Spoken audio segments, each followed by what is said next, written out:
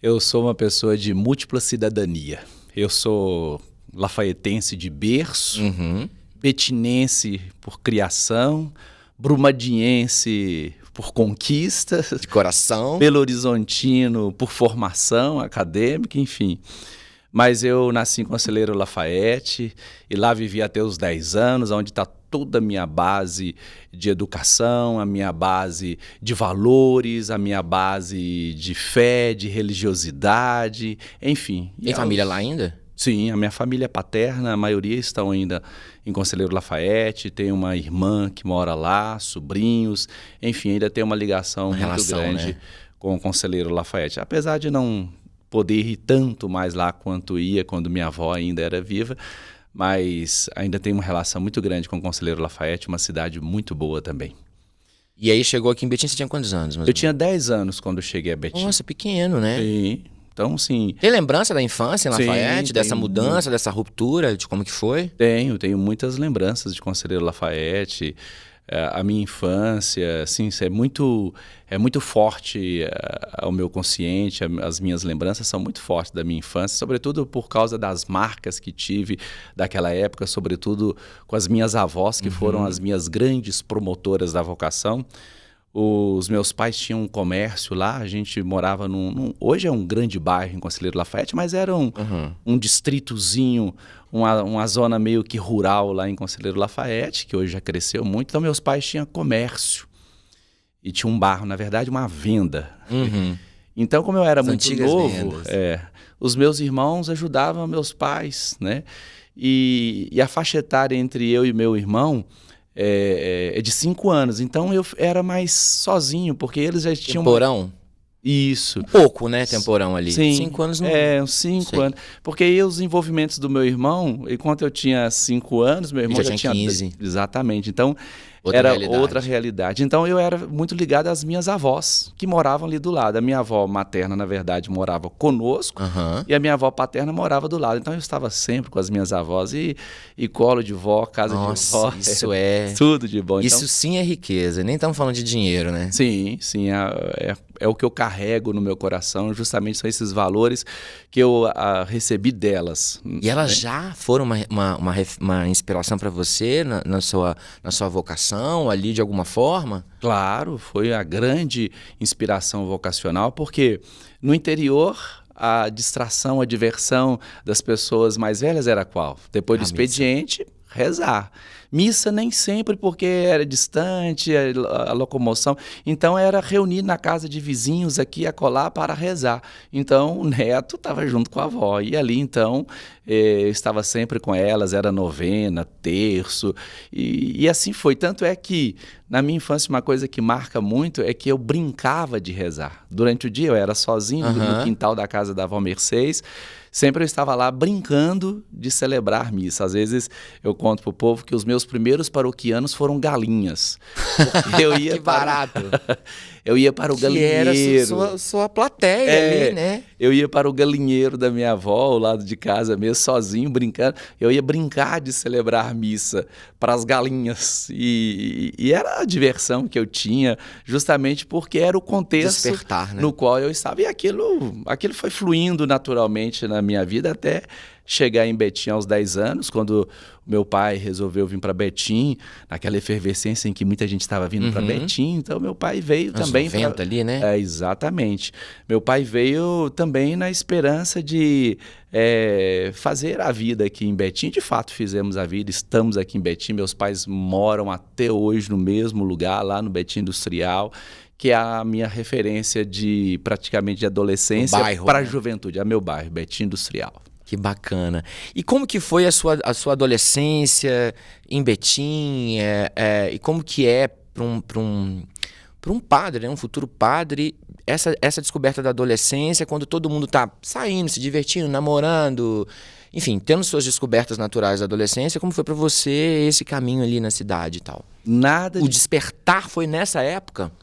Nada de diferente de um adolescente como qualquer outro. Fiz o que tinha de fazer, aprontei o que tinha de aprontar, estudei, enfim. Mas a relação com a comunidade, quando eu fui viver mais uma comunidade religiosa, aí já foi no Betim Industrial. porque aí eu morava bem próximo à comunidade de Santo Antônio, no Betim Industrial, pertencente à paróquia São João Bosco do Alterosa. E ali, então, eu comecei a me envolver com a comunidade, grupo de jovens, catequista, acólito. Então, eu vivia o que é próprio de um adolescente, de um jovem, Na Igreja Católica. mais inserido também no contexto religioso. Então, assim, eu fiz tudo o que um adolescente tinha de fazer. Não vamos entrar no mérito das histórias, que essa história a gente pula. Deixa para lá, né? Deixamos para depois. Mas isso, beleza. Então, como que foi para você definir, assim, beleza, é isso que eu quero? O menino que brincava de ser padre com as galinhas na casa das avós, que viveu uma adolescência na Igreja Católica, e a gente sabe que tem... a gente, no longo da nossa conversa, eu vou falar da minha experiência também nessa fase, assim. E como que é essa relação na Igreja Católica, vivendo ali com seus amigos, com seus pares, aí dentro dos preceitos, dentro daquilo que a religião, né, preconiza, enfim, direciona. E aí, mas ainda assim, como todo jovem, segue, vai viver outras profissões, ou outras carreiras, enfim, viver outros sonhos. Como que foi para você definir, bom, beleza, o meu sonho é esse, o meu propósito é esse, meu dom é esse, eu vou seguir esse chamado? E quando que foi isso? Então, logo no início, eu conheci uma pessoa que é, para mim, uma grande referência vocacional, já estabilizada como sacerdócio, que é o Padre Francisco, que era o pároco da paróquia São João Bosco, né, do Alterosa. Um homem muito simples, mas um homem muito acolhedor. E foi ele que percebeu, né, que eu tinha, de fato, essa tendência e tal.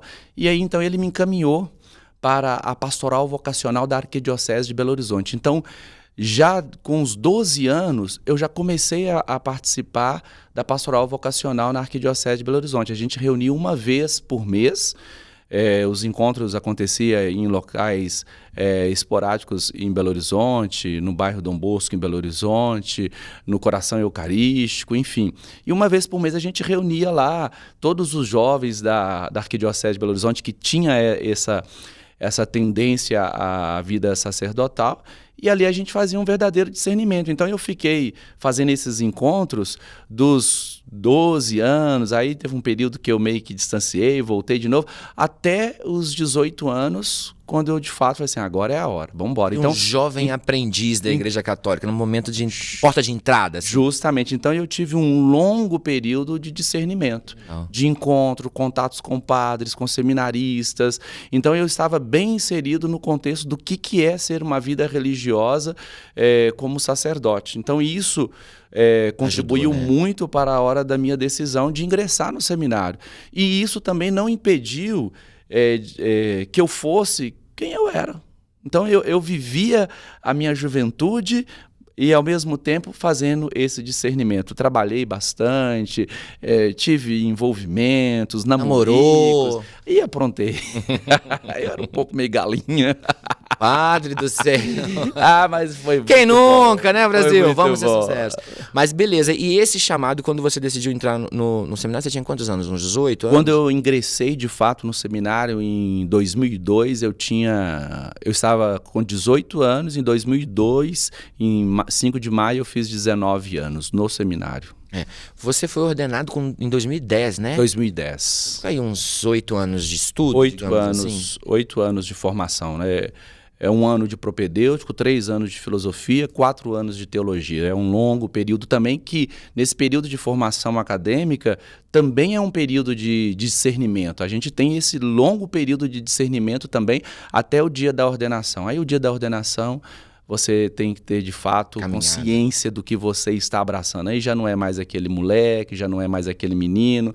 Aí agora é preciso assumir as condições de um homem formado, também, né? As suas consequências, porque toda escolha traz consigo consequências, positivas ou negativas, elas sempre terão as suas consequências. Então, seja para o matrimônio, seja para o sacerdócio, tudo tem as suas consequências. Eu sempre digo isso para as pessoas, mais do que pensar na escolha a ser feita, é pensar o que as escolhas trazem como consequência para a vida, seja no aspecto positivo, seja no aspecto negativo. E aí, gostou desse corte? Então você já sabe, né?